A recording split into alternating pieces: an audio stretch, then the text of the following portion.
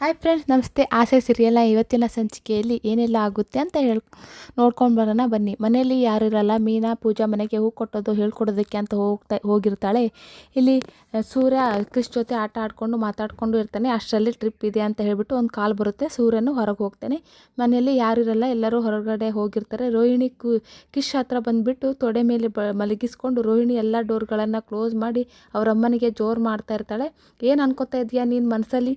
ಒಂದು ಸಲ ಆದರೂ ನನ್ನ ಮಾತು ಕೇಳಬೇಕು ಅಂತ ಅನ್ಸೋದೇ ಇಲ್ವಾ ನಿನಗೆ ಅಂತ ಹೇಳ್ತಿರ್ಬೇಕಾದ್ರೆ ಅವರಮ್ಮ ಏನು ಹೇಳ್ತಿದ್ಯಮ್ಮ ನೀನು ಅಂತ ಹೇಳ್ತಿರ್ತೀನಿ.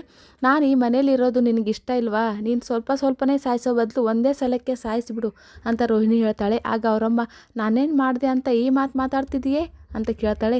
ನಾನು ನಿನಗೆ ಹಾಸ್ಪಿಟಲಲ್ಲೇ ಇರಿ ಅಂತ ಹೇಳಿದ್ದೆ ತಾನೇ. ಆಗ ಅವರಮ್ಮ, ನಾನೇನು ಇಲ್ಲಿಗೆ ಬರಬೇಕು ಅನ್ನೋ ಆಸೆ ಇಲ್ಲಮ್ಮ ಅಂತ ಹೇಳ್ತಿರ್ಬೇಕಾದ್ರೆ ಸೂರ್ಯಮ್ಮನ ಬಲವಂತವಾಗಿ ಮಾಡಿ ಇಲ್ಲಿಗೆ ಕರ್ಕೊಂಡು ಬಂದರು ಅಂತ ಹೇಳ್ತಾಳೆ. ಬರೋಕ್ಕಾಗಲ್ಲ ಅಂತ ಒಂದೇ ಒಂದು ಮಾತು ಗಟ್ಟಿಯಾಗಿ ಹೇಳಿದರೆ ನಿನ್ನನ್ನು ಹೊರಗಡೆ ಯಾರಾದರೂ ನೋಡ್ತಾರೆ ಅಂತ ನಾನು ಹೆದರ್ಕೊಂಡ್ರೆ ನೀನು ನೇರವಾಗಿ ಇಲ್ಲಿಗೆ ಬಂದುಬಿಟ್ಟಿದೀಯಾ ಅಂತ ಹೇಳ್ತಾಳೆ. ಒಂದು ಸಾರಿ ನನ್ನ ಜೀವನ ಹಾಳು ಮಾಡಿದ್ದು ಸಾಲದಮ್ಮ ಅಂತ ಹೇಳ್ತಿರ್ಬೇಕಾದ್ರೆ, ಸಾಕು ನಿಲ್ಲಿಸಿ, ಏನೋ ಗೊತ್ತಾಗದೆ ಒಂದು ಸರಿ ತಪ್ಪು ಮಾಡಿಬಿಟ್ಟೆ, ಇನ್ನೂ ಎಷ್ಟು ವರ್ಷ ಅಂತ ಅದನ್ನೇ ಹೇಳ್ತಾ ಇರ್ತೀಯ? ನನಗೆ ಅಮ್ಮ ಅನ್ನೋರೇ ಇಲ್ಲ ಅಂತ ನೀನು ಎಲ್ಲರ ಹತ್ರ ಹೇಳ್ಕೊಂಡು ತಿರುಗಾಡ್ತಿದ್ದೀಯಾ. ಅದನ್ನು ಕೇಳಿ ನನ್ನ ಮನಸ್ಸಿಗೆ ಏನಾಗಿರುತ್ತೆ? ಅದನ್ನು ಕೇಳಿ ನಾನು ಇನ್ನೂ ಜೀವಂತವಾಗಿ ಹಾಗೆ ಇದ್ದೀನಾ ಅಂತ ಹೇಳ್ತಿರ್ಬೇಕಾದ್ರೆ ಆಗ ರೋಹಿಣಿ, ನೀನು ಇಲ್ಲಿ ಬರ್ತಿರೋ ವಿಷಯನಾಗಲಿ ನನಗೆ ಫೋನ್ ಮಾಡಿ ಆದರೂ ಹೇಳಬೇಕಿತ್ತು ತಾನೇ. ಫೋನ್ ಮಾಡಬೇಕಾದ್ರೆ ಮಾಡಿದ್ದೆ ಕಣೆ. ಫೋನ್ ಮಾಡಬೇಕು ಅಂತ ಮಾಡಿದ್ದೆ ಕಣೆ. ನಾನು ಏನು ಮಾತಾಡಿ ಅವರಿಗೆ ಅನುಮಾನ ಬರಬಾರ್ದು ಅಂತ ನಾನು ಅವ್ರ ಜೊತೆ ಬಂದೆ ಇಲ್ಲಿಗೆ ಅಂತ ಹೇಳ್ತಾಳೆ. ಫಸ್ಟ್ ಆಫ್ ಆಲ್ ನೀನು ಬೆಂಗಳೂರಿಗೆ ಬರಬಾರ್ದಿತ್ತಮ್ಮ ಅಂತ ಹೇಳಬೇಕಾದ್ರೆ, ಮಗುಗೆ ಹೀಗೆ ಆಗಬಾರ್ದಿತ್ತು ಅಂತ ಹೇಳು, ಅದನ್ನು ಒಪ್ಕೋತೀನಿ. ವಯಸ್ಸಾಗಿದೆ, ಮಗುಗೆ ರಕ್ತ ಸುರಿಯೋದು ನೋಡಿ ನಾನು ಸತ್ನೋ ಬದುಕಿದ್ನೋ ಅಂತ ಓಡೋಡಿ ಬಂದಿದ್ದೀನಿ. ಎಲ್ಲಿಗೆ ಯಾಕೆ ಬಂದೆ ಅಂತ ಕೇಳ್ತಿದ್ದೀಯಾ? ತಾಯಿನ ಇಷ್ಟಕ್ಕೂ ಸೂರ್ಯಮ್ಮನ ಹಾಸ್ಪಿಟಲಿಗೆ ಬರ್ತಾರೆ ಅಂತ ನನಗೇನು ಕನಸು ಬಿದ್ದಿತ್ತಾ? ವಯಸ್ಸಾದಮೇಲೆ ನಮ್ಮನ್ನು ನಾವು ನೋಡ್ಕೊಳ್ಳೋದೇ ಕಷ್ಟ ಆಗಿದ್ದು. ನನ್ನ ಮಗಳು ಚೆನ್ನಾಗಿರಲಿ ಅಂತ ನಾನೇ ಮಗುನ ನೋಡ್ಕೊತಾ ಇದ್ದೀನಿ ಅಲ್ಲ, ಅದಕ್ಕೆ ಕೊಬ್ಬು ಕಣೆ ನಿನಗೆ. ತಿಳ್ಕೊಳ್ಳೆ, ಒಂದು ವೇಳೆ ನಾನೇನಾದರೂ ಸತ್ತು ಹೋದರೆ ಈ ಮಗುನ ಏನೇ ಮಾಡ್ತೀಯ? ನೀನು ಚೆನ್ನಾಗಿರಬೇಕು ಅಂತ ಇವನನ್ನು ಅನಾಥಾಶ್ರಮಕ್ಕೆ ಸೇರಿಸ್ಬಿಡ್ತೀಯ. ನೀನು ಸ್ವಾರ್ಥಿ ಕಣೆ, ಕೆಲಸ ಮಾಡೋಳೆ ಅಂತ ಸ್ವಾರ್ಥಿ ನೀನು. ಆಗ ರೋಹಿಣಿ, ಯಾಕೆಂದೆ ನಾನಿಲ್ವಾ ಅವನಿಗೆ? ಇದೆಯಾ ವರ್ಷಕ್ಕೊಂದು ಸಾರಿ ಕೇಕ್ ಮಾಡೋದಕ್ಕೆ, ಒಂದು ಚಾಕ್ಲೇಟ್ ಕೊಡ್ಸೋದಕ್ಕೆ, ಅಷ್ಟಕ್ಕೆ ಮಾತ್ರ ನೀನಿದೆಯಾ ಅಂತ ಹೇಳ್ತಾಳೆ ರೋಹಿಣಿ ಅವರಮ್ಮ. ಅಮ್ಮ ಯಾಕೆ ಈ ಥರ ಮಾತಾಡ್ತಿದೀಯ ಅಂತ ರೋಹಿಣಿ ತುಂಬಾ ಸಿಟ್ಟಿಂದ ಕೇಳ್ತಾಳೆ. ಇನ್ನು ಹೇಗೆ ಮಾತಾಡಬೇಕು? ಇಷ್ಟು ವರ್ಷ ಆದರೂ ನಿನ್ನ ಮಗ ಅನ್ನೋ ಸತ್ಯನ ಹೇಳೋಕ್ಕೆ ಈ ಪ್ರಪಂಚಕ್ಕೆ ಬಚ್ಚಿಟ್ಟಿದೀಯ. ನೀನು ಹೆತ್ತ ಮಗನೇ ತಾನೆ? ಹೌದು, 9 ತಿಂಗಳು ಹೊತ್ತ ಮಗ, ನಾನು ಹೆತ್ತ ಮಗ. ನಾನು ಯಾವತ್ತೂ ಅದನ್ನು ಇಲ್ಲ ಅಂತ ಹೇಳಿಲ್ವೇ ಅಂತ ಹೇಳ್ತಾಳೆ ರೋಹಿಣಿ. ಅದನ್ನು ಇನ್ನೂ ಪ್ರಪಂಚಕ್ಕೆ ಹೇಳೇ ಇಲ್ವಲ್ಲ ನೀನು? ಅಮ್ಮ, ನಾನು ಆ ಮದುವೆ ಮಾಡಿಕೊಂಡು ಪಡಬಾರ್ದು ಕಷ್ಟಪಟ್ಟಿದ್ದೀನಿ. ಈ ಜೀವನ ಕಟ್ಕೊಳ್ಳೋದಕ್ಕೆ ಎಷ್ಟು ಕಷ್ಟಪಟ್ಟಿದ್ದೀನಿ ಗೊತ್ತಾ? ಆದರೆ ಈಗಲೂ ತಿನ್ನಬೇಕು ಅಂದರೂ ಸಮಸ್ಯೆ. ಎಲ್ಲಿ ಸತ್ಯ ಹೊರಗೆ ಬರುತ್ತೋ ಅನ್ನೋ ಭಯದಲ್ಲಿ ದಿನ ಕಳೀತಾ ಇದ್ದೀನಿ. ಮದುವೆಯಾಗಿ ಹತ್ತತ್ರ 1 ವರ್ಷ ಆಗ್ತಾ ಬಂತು. ಇನ್ನೂ ಎಷ್ಟು ದಿನ ಅಂತ ಸತ್ಯನ ಎಲ್ಲರಿಂದ ಮುಚ್ಚಿಡ್ತೀಯಾ ಅಂತ ಹೇಳ್ತಾಳೆ ರೋಹಿಣಿ ಅವರಮ್ಮ. ಆಗ ರೋಹಿಣಿ, ನನಗೂ ಗೊತ್ತಿಲ್ಲ ಕಣಮ್ಮ ಅಂತ ಹೇಳ್ತಾಳೆ. ನೀನು ಇನ್ನೊಬ್ಬಳ ಬಗ್ಗೆ ಚಿಂತೆ ಮಾಡೋದು ಬಿಟ್ಟು ಅವನ ಬಗ್ಗೆನೂ ಸ್ವಲ್ಪ ಯೋಚನೆ ಮಾಡಿ ಕಡೆ ಪಕ್ಷ ನಾನಾದರೂ ನೆಮ್ಮದಿಯಾಗಿ ಸಾಯ್ತೀನಿ ಅಂತ ಹೇಳ್ತಾಳೆ. ಅಮ್ಮ, ಇದೆಲ್ಲ ಮಾಡ್ತಿರೋದು ಅವನಿಗೋಸ್ಕರ ಅಮ್ಮ. ನಾನು ಲೈಫಲ್ಲಿ ಸೆಟಲ್ ಆದರೆ ಅಲ್ವಾ ಇವನಿಗೆ ಒಳ್ಳೆ ಭವಿಷ್ಯ ರೂಪಿಸೋಕ್ಕಾಗೋದು. ಮನೋಜ್ ಅವರು ಒಳ್ಳೆ ಅಪ್ಪ ಆಗ್ತಾರೆ. ಇದಕ್ಕೆಲ್ಲ ಜಾಸ್ತಿ ಟೈಮ್ ಇಲ್ಲ ಕಣೆ. ಕ್ರಿಶ್ ದೊಡ್ಡವನು ಆಗ್ತಾ ಇದ್ದಾನೆ, ತುಂಬ ಪ್ರಶ್ನೆ ಕೇಳೋದಕ್ಕೆ ಶುರು ಮಾಡ್ಕೊಂಡಿದ್ದಾನೆ. ನೋಡು, ನಿನ್ನ ಜೀವನದಲ್ಲಿ ಚೆನ್ನಾಗಿದ್ರೆ ಅದು ನನಗೂ ಸಂತೋಷನೇ. ಅಂದರೆ ಕ್ರಿಶ್ ಮಾತ್ರ ಕೈ ಬಿಡಬೇಡ ಕಣೆ ಕಲ್ಯಾಣಿ ಅಂತ ಹೇಳ್ತಿರ್ಬೇಕಾದ್ರೆ ಕ್ರಿಶ್ ಎದ್ದು ಎಲ್ಲ ಕೇಳಿಸ್ಕೊಳ್ತಿರ್ತಾನೆ. ಅಮ್ಮ, ಅದೆಲ್ಲ ನೀನು ಹೇಳಿ ನನಗೆ ಜವಾಬ್ದಾರಿ ಬರಬೇಕಾಗಿಲ್ಲ ಅಂತ ಹೇಳಿ ಕ್ರಿಶ್ ಕೇಳಿಸ್ಕೊಳ್ತಿರೋದನ್ನು ರೋಹಿಣಿ ನೋಡ್ತಾಳೆ. ಆಗ ಕ್ರಿಶ್, ಅಜ್ಜಿ ಎಲ್ಲಿದ್ದೀಯ ಅಜ್ಜಿ? ನನಗೇನು ಕಾಣಿಸ್ತಾ ಇಲ್ಲ ಅಂತ ಹೇಳಿಬಿಟ್ಟು ಎದ್ದು ಬರ್ತಾನೆ. ಕ್ರಿಶ್, ನಿದ್ದೆ ಆಯಿತಾ? ತಿನ್ನೋಕ್ಕೇನಾದರೂ ಕೊಡಲಾ ಅಂತ ಕೇಳ್ತಿರ್ತಾಳೆ ರೋಹಿಣಿ ಅವರಮ್ಮ.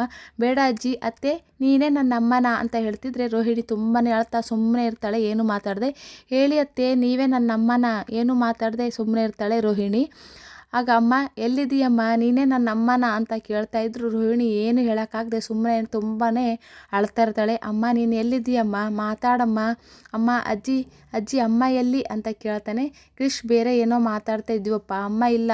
ನನಗೆ ಕ್ರಿಶ್, ಅತ್ತೆ ಏನು ಅತ್ತೆ, ನೀನು ನನ್ನ ಅಮ್ಮನ? ಎಲ್ಲಿದ್ದೀಯಾ ನೀನು?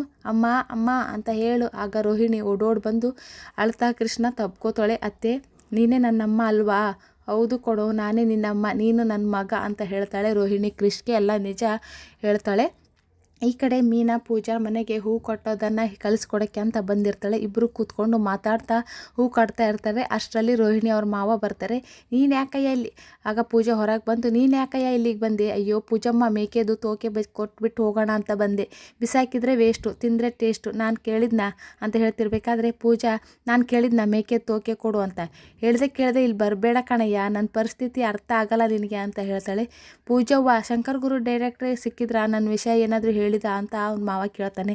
ಮಾತಾಡಿದೀನಿ ಕಣಯ್ಯ, ನಾಳೆ ನಾಡಿದ್ರಲ್ಲಿ ಅವರೇ ನಿನಗೆ ಕಾಲ್ ಮಾಡ್ತಾರಂತೆ, ಹೊರಡು ಅಂತ ಹೇಳ್ತಾಳೆ. ಓ ಹಾಗಾದರೆ ಕೇಸರಿ ಬಾದಾಮಿನ ಹಾಲಲ್ಲಿ ಹಾಕಿಬಿಟ್ಟು ಕೊಡೋವ, ಬೆಳ್ಳಗಾಗ್ಬಿಡ್ತೀನಿ, ಗ್ಲಾಮರ್ ಮೇಂಟೈನ್ ಮಾಡಬೇಕು, ತಗೋ ಮೇಕೆ ತೊಗೊಂಡು ಬಾದಾಮಿ ಹಾಲು ಕೊಡು ಅಂತ ಹೇಳ್ತಾನೆ.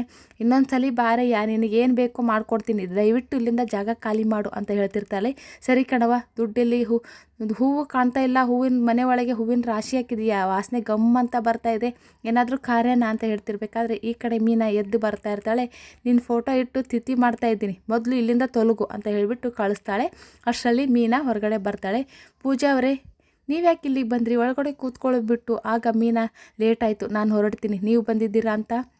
ಆಗ ಪೂಜೆ ಹೇಳ್ತಾಳೆ, ನೀವು ಬಂದಿದ್ದೀರಾ ಅಂತ ನಿಮಗೋಸ್ಕರ ತರಕಾರಿ ತಂದು ಬಿಸಿಬೇಳೆ ಬಾತ್ ಮಾಡ್ಕೊಡೋದಕ್ಕೆ ಎಲ್ಲ ರೆಡಿ ಮಾಡಿ ಇಟ್ಕೊಂಡಿದ್ದೀನಿ.